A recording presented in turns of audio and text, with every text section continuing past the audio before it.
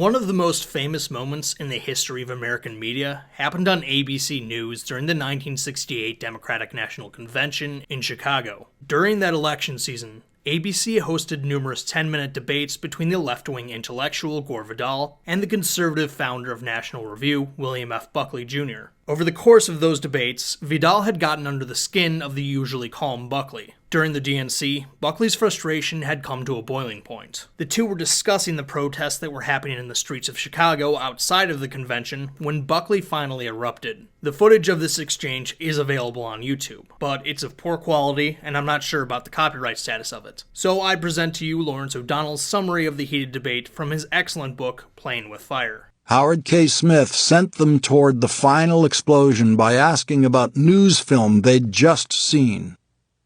Mr. Vidal, wasn't it a provocative act to try to raise the Viet Cong flag in the park in the film we just saw?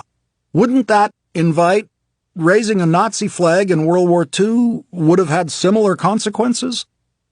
Vidal, you must realize what some of the political issues are here. Buckley, you are so naive. Vidal, there are many people in the United States who happen to believe that the United States policy is wrong in Vietnam, and the Viet Cong are correct in wanting to organize their country in their own way politically. This happens to be pretty much the opinion of Western Europe and many other parts of the world. If it is a novelty in Chicago, that is too bad. I assume that the point of American democracy is you can express any point of view you want. Buckley tried to interrupt, and Vidal said, "Shut up a minute." Buckley, "No, I won't. Some people are pro-Nazi, and the answer is that they were well treated by people who ostracized them, and I am for ostracizing people who egg on other people to shoot American Marines and American soldiers. I know you don't care."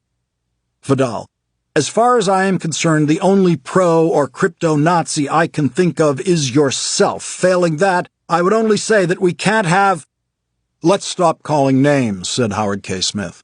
"Now listen, you queer," barked Buckley. "Stop calling me a crypto-Nazi or I'll sock you in your goddamn face and you'll stay plastered." Vidal, "Oh, Bill." Smith, "Gentlemen, let's not call names." Buckley, "Let Myra Breckinridge go back to his pornography and stop making any illusions of Nazism." Smith, "I beg you." William F. Buckley regretted saying that for the rest of his life. Calling someone queer was something that pissed off everyone in those days. Conservatives viewed it as pornographic, and liberals viewed it as homophobic, though that term was not in use in those days. People just didn't discuss homosexuality back then. Famous celebrities like Brock Hudson and Liberace were never questioned about their sexuality, not even by their biggest fans. Hell, Elton John released the album Captain Fantastic and the Brown Dirt Cowboy in 1975, and people were still somehow shocked when he publicly came out of the closet a year later. These debates weren't just significant in that they provided the worst public moment for a distinguished conservative intellectual. They also had a significant impact on news media in general. You see, the Vidal versus Buckley showdowns were a ratings boon for ABC. The public loved it. The two men genuinely hated each other, were miles apart politically, and pissed one another off. And regular people loved watching the spectacle of them going after one another. Now, I knew that these debates were famous and that they were popular at the time, but I didn't know why they happened until I read Lawrence O'Donnell's book. ABC only hosted these debates because, unlike NBC and CBS, they couldn't afford full convention coverage. In doing so, the executives at every news company learned something very important. Instead of doing actual journalism or actual coverage, a network could showcase a couple of talking heads arguing and more people would watch. They could spend less and they would make more. As O'Donnell writes, every cable news shouting match owes its existence to the Buckley-Vidal debates. Premeditated confrontation has been a staple of news media ever since. I bring this up because I've talked about news media and capitalism before. I honestly believe that journalism is one of the few things that capitalism hasn't been good to. Capitalism is exceptional at delivering people what they want, whereas journalism is supposed to deliver people information that is important. The two are not necessarily the same. I have also discussed how YouTube plays into this dynamic. YouTube is nothing if not economical. Remember how there used to be 10 million anti-SJW channels? How did that come to be? Well, here's a clip of the erstwhile largest anti-SJW YouTuber explaining why.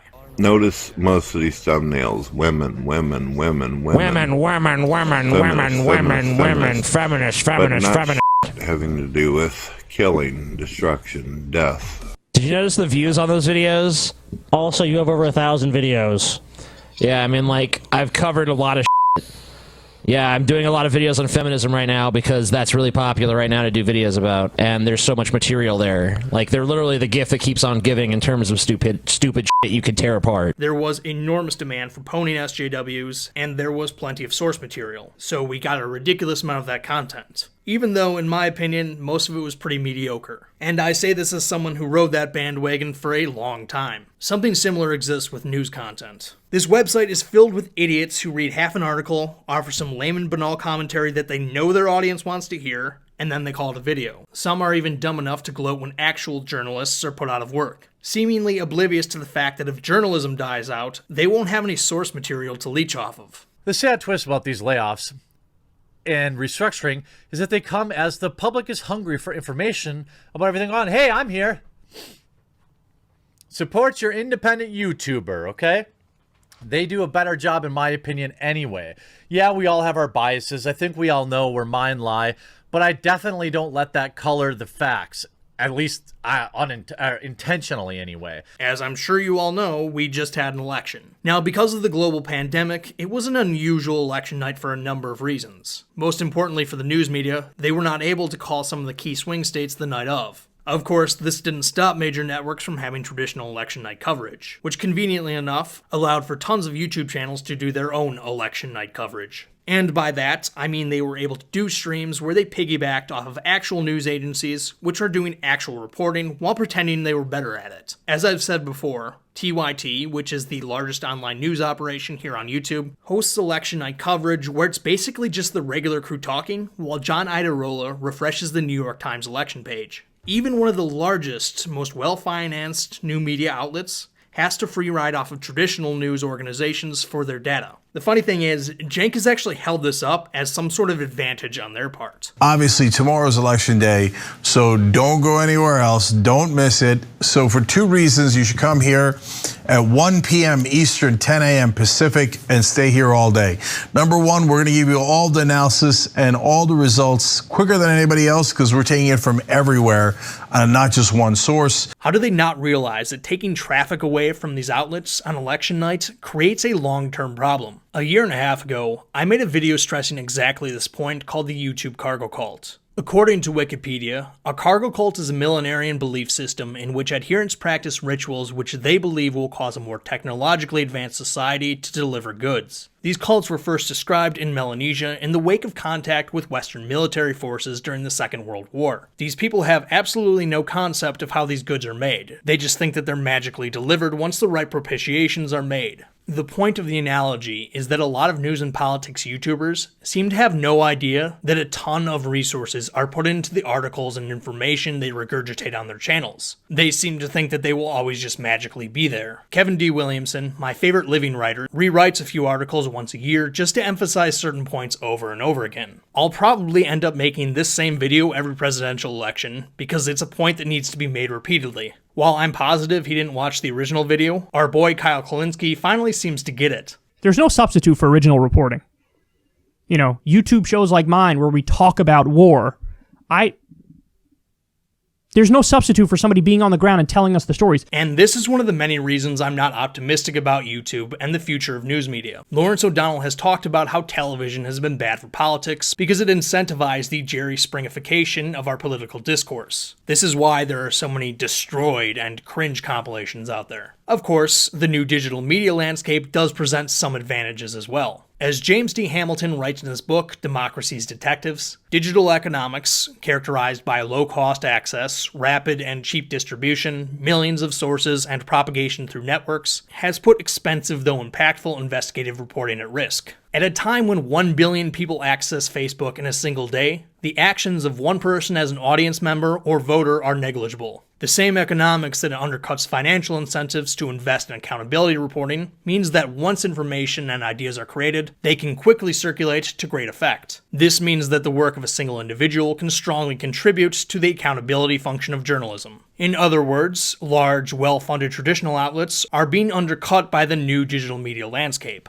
At the same time, the actions of one person can go a lot further. A single dude with a cell phone camera camera can do a lot of the same work that used to require multiple people. But this misses the real problem. What about the incentive structure in place? It is easier than ever to do independent journalism and get a wide reach doing so. That's all well and good, and I do know some people who do a good job at it. But what's more likely to generate clicks? Independent journalism or derivative clickbait? Tim Pool's career tells us everything we need to know. His main channel, which consists entirely of derivative clickbait, gets an obscene number of views. The channel that does actual journalism that he's associated with, SCNR, gets views that are only a little bit larger than mine. Tim used to do actual journalism himself. I wasn't aware of him at the time, but apparently he was good at it. While I don't know this for sure, I'm almost positive that the career turn of pandering to Trump supporters has been a lot more lucrative for him.